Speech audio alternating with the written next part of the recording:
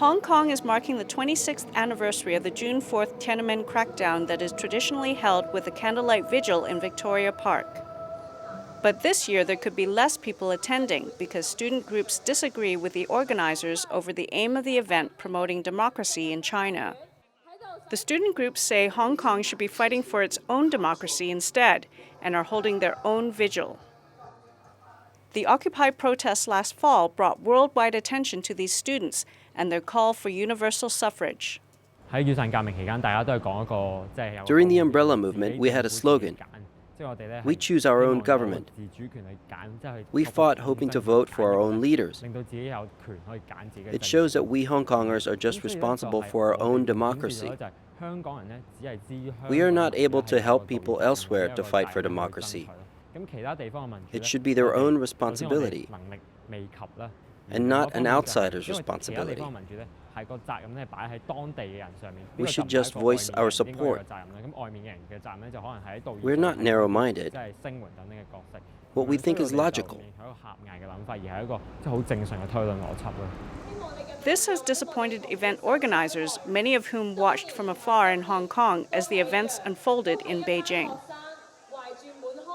The old guard says the younger generation is making universal suffrage too much of a local issue, and that it should be a global fight for democracy.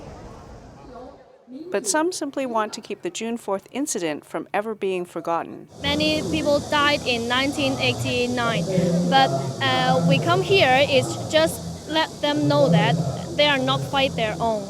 We are there in Hong Kong. There are many people support them. Because I came here to fight for our democracy, and also we want everyone to remember what happened that night, the June 4th incident.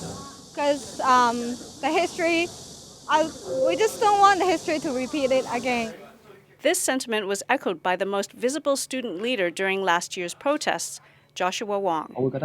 I think as long as Hong Kongers mourn for those who died on June 4th and demand that the Chinese Communist Party take responsibility for the massacre, they are already showing their determination to pass on the spirit of the student movement in 1989. It doesn't matter if they attend the vigil organized by the Alliance or the rally organized by HKU.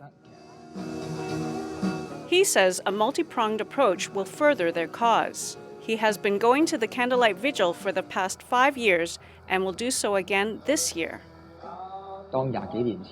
More than 20 years ago, those students who were my age were willing to sacrifice their futures to fight for the country's democracy.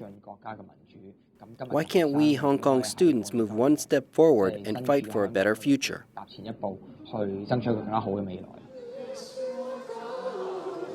For SCMP.TV, I'm Bernice Chan.